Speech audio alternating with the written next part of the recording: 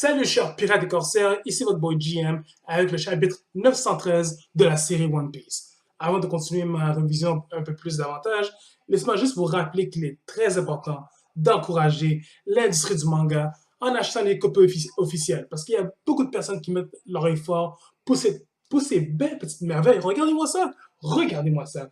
Vous pouvez vous les procurer à votre librairie locale, vous pouvez les commander en ligne et bien sûr, vous pouvez télécharger légalement les copies numériques, elles sont encore moins chères. Hawkins contre Zoro et Luffy. On savait dès le départ que le combat allait pas prendre une ampleur incroyable. On sait que genre ça va être pour plus tard. Mais la fois qui est vraiment curieux, que je trouve vraiment assez banal, je dirais, Hawkins disait que à partir d'ici un mois, à partir de maintenant, les chances de survie qu'ils ont de s'en sortir vivant de ce conflit qui s'apprête à venir est de 19%. C'est vrai que généralement, 19%, c'est vraiment pas énorme. Mais considérant toutes les aventures que Luffy, Zoro et toute la clique de l'équipage du chapeau pirate ont traversé, croyez-moi, 19%, c'est énorme. Comme s'il aurait dit quelque chose comme 1%, là j'aurais dit, waouh, ok, c'est vraiment serré. 19, en toute honnêteté, ça laisse une énorme marge. Durant leur confrontation, Zoro a l'œil sur le nouveau sabre de Luffy, le Hitetsu Kitetsu. On voit qu'il a le même design enflammé sur la lame que le sabre de Zoro. On sait que ces deux sabres font partie de la même famille. Ceci dit, ça c'est clair et net que tôt ou tard, Zoro mettra la main sur ce sabre. Je me demande, comme tous les sabres de type Kitetsu qui sont tous damnés, ensorcelés ou maudits, on sait que les porteurs de ces sables-là ont tout le temps eu une fin atroce. Donc là, Zoro, comme je vous dis, il va manier ce sabre-là, je le sais. Il va manier tôt ou tard ce sabre. Mais là, il va avoir deux Kitetsu dans ses mains. Est-ce que ce serait possible que ces deux sables-là auraient une sorte de résonance entre eux au point, comment dire, peut-être d'affaiblir Zoro. Et peut-être ce serait un test pour lui de contenir la malédiction de ses sabres maudits. Peut-être que cela pourrait l'affecter dans un combat d'une manière de faire faiblir ou quelque chose comme ça. Ou peut-être ce serait comme une espèce de test moral où est-ce qu'il doit tester son esprit afin de se sentir plus fort que ça. Donc, je serais vraiment intéressé à explorer cette voie-là avec ces sabres ensorcelés. Mais quoi qu'il en soit, on sait que ce moment-là, si ça doit arriver, ça va être épique à explorer. Zoro et Luffy essaient de dissimuler encore leur identité, mais on sait que Hawkins, c'est pas un idiot. Il sait qu'il s'agit bien de Zoro et de Luffy, deux pirates membres de la pire génération. Basil Hawkins, ce que j'ai vraiment aimé dans ce chapitre-là, c'est que pour la première fois depuis l'histoire de One Piece, on a pu explorer ses pouvoirs à profondeur. La dernière fois qu'on l'a vu autant utiliser ses pouvoirs, c'était avant la pause de 2 ans. C'était sur les îles Sabaody contre un cyborg à la figure de Bartholomew Kuma. Bien sûr, il s'est fait amocher, mais on ne l'avait pas vraiment vu utiliser ses pouvoirs amplement comme on l'a vu dans ce chapitre-là. Maintenant, on sait que genre, il a le fruit du... En tout cas, ok, juste, je vous dis d'avance, quand je lis les chapitres de One Piece, ils sont en anglais. Donc, les termes ne seront peut-être pas nécessairement identiques des traductions françaises. Donc, si je me trompe sur quelques détails, je m'en excuse. Bon, Basil Hawkins, on dirait que ces pouvoirs-là dérivent un peu du vaudou, si vous voyez ce que je veux dire. Il a les pouvoirs du fruit du pai, je suppose. Parce qu'en anglais, c'est straw. Enfin bref, ces pouvoirs-là, il peut actuellement, comment dire, faire l'évocation d'une entité qui s'appelle Strawman. Et avec ça, il peut consolider les vies de ses camarades en lui. Donc, à chaque fois qu'il se fait attaquer, donc c'est la personne, la vie en tant que telle, qui est attaquée. Donc, exemple, mettons que j'ai ce pouvoir-là, j'ai 10 camarades en arrière de moi et j'encaisse une attaque. Vous savez quoi? C'est un de mes potes qui encaisse cette attaque-là, pas moi.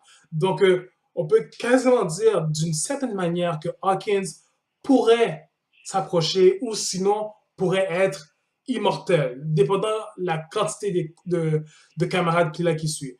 Bien sûr, tout équipage a une limite de membres, mais dans son cas, on ne sait jamais, il pourrait vraiment grandir ces nombres-là s'il pouvait exploiter ce pouvoir-là à profusion. Donc, oui, c'est un vraiment pouvoir très essentiel, vraiment. Puis, on sait que... non, je me demande même, c'est quand la dernière fois que, que Hawkins a pris une bonne volée pour le mettre à genoux. Mais je sais que il s'est quasiment fait supprimer par le cyborg de Bartolomé Kuma, mais après ça, on peut dire que son pouvoir lui permet de vivre très très longtemps. Quand il fait l'évocation de Strawman, il y a un jeu de cartes qui sort. C'est un jeu de cartes de tarot, et avec ça, il peut prédire ce qui va s'arriver. Donc, la première carte qu'il tire, c'est une carte de conflit interne.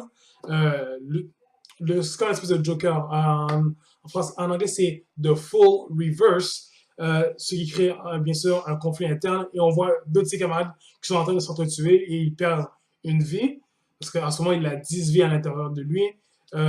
Il tire une autre carte.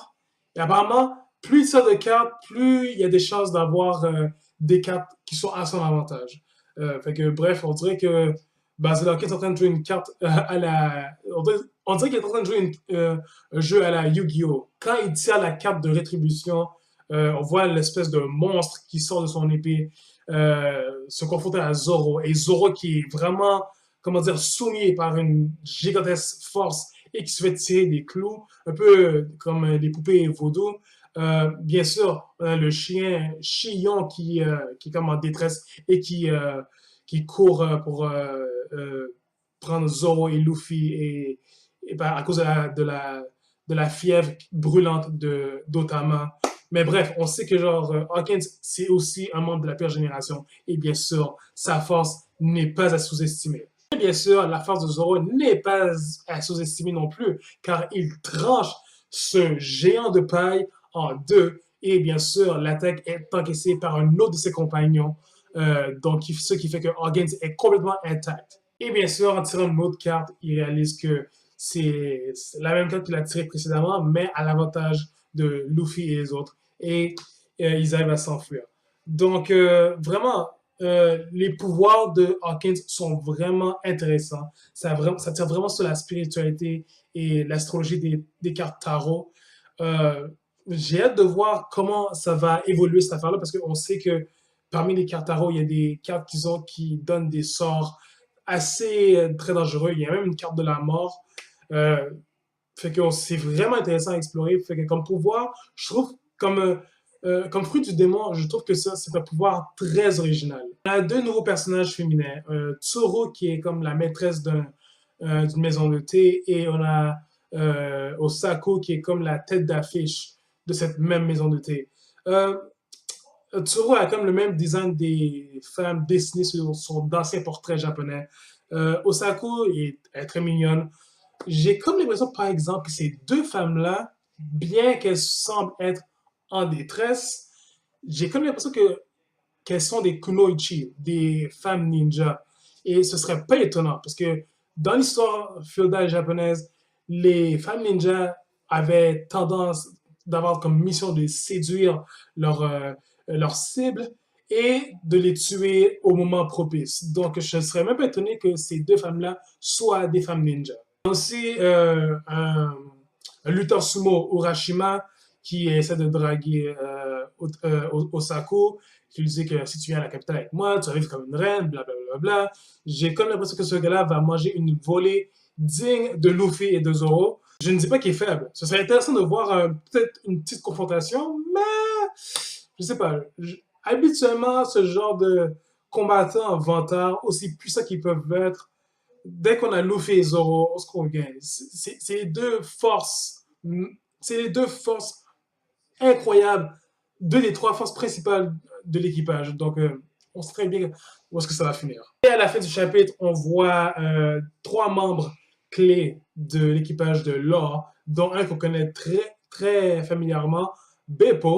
Et ils sont en haut d'une montagne et ils essaient d'élaborer un plan pour faire en sorte que l'équipage, que les membres de l'équipage du chapeau de paille ne fassent pas trop de troubles, mais on sait très bien que qui dit chapeau de paille dit bordel infernal. Donc, ça, c'est raté. Donc, comme chapitre, j'ai trouvé ça très standard, mais pas ennuyant. Comme on a vu quand même des affaires intéressantes, et en particulier les pouvoirs de Basil Hawkins, qu'on a vraiment exploré dans ce chapitre-là, et j'ai hâte d'en voir un peu plus, parce que j'aime, comme type de pouvoir, je trouve ça très original.